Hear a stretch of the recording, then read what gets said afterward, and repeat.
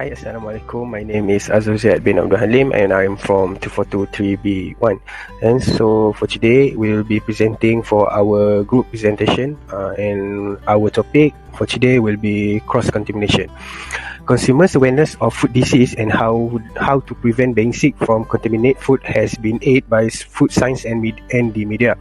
However, before you can avoid food cross-contamination, you need to know what cross-contamination is.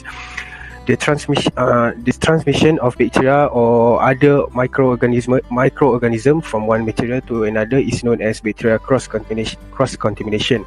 Cross-contamination occurs when hazardous bacteria are transferred to food from other foods, cutting boards and utensils that have not been properly handled.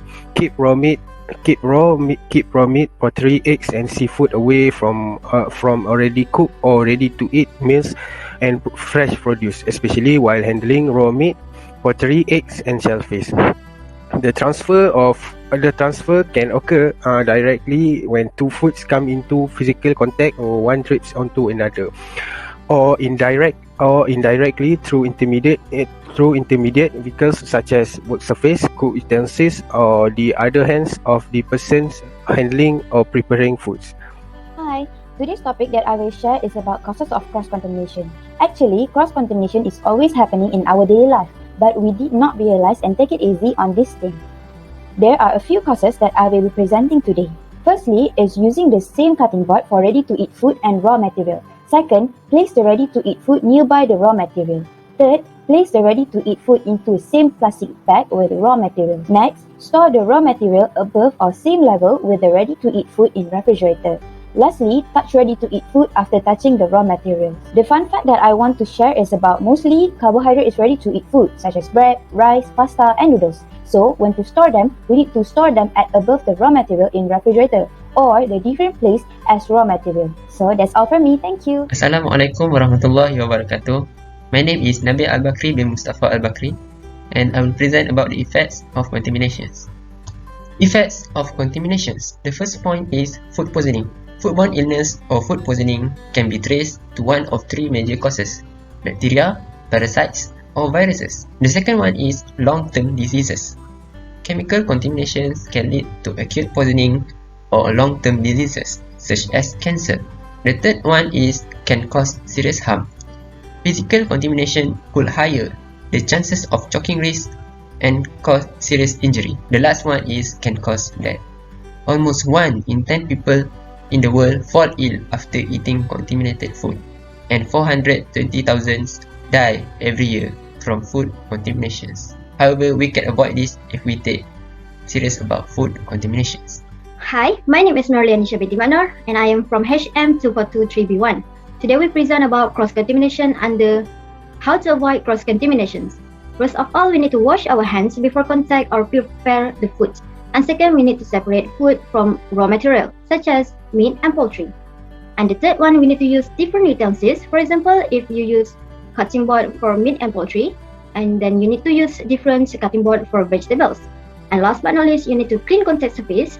For example, if you use the same cutting board to cut meat and poultry, you need to wash it and clean it before you use to cut another food. Facts about carbohydrates such as beans, it is really easy to contaminate, so you need to avoid from eating raw beans, sprouts, because it can be contaminated with bacteria during growth and process in the environment.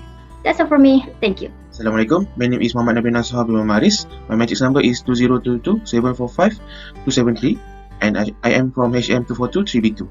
So now I will continue to the type of contamination. Alright, so the first one is chemical.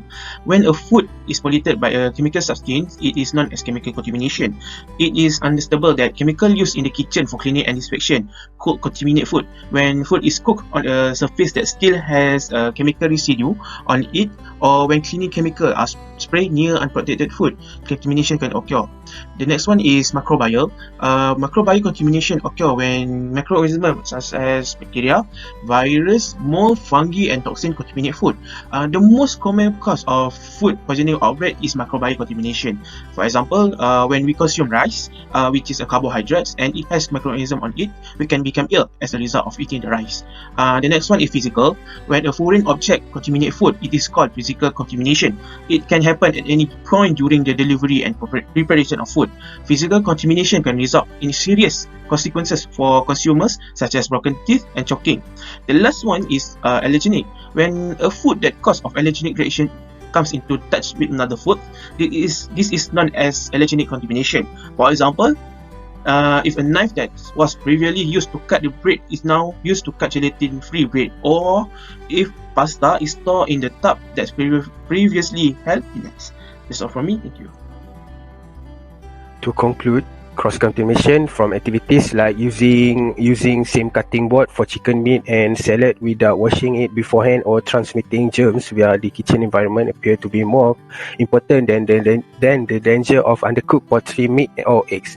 Bacteria cross-contamination can have a serious and even fatal consequences, but thankfully it is easy to prevent. We must practice a good hygiene, wash and sanitize your equipment, and properly store and serve food to prevent cross-contamination. Plus, it is a good idea to stay up to date with food recalls. By practicing safe food handling, you can even protect yourself and others from the cross-contamination of foods, and to prevent food poisoning from foodborne bacteria. I think that's all from us. Thank you for watching.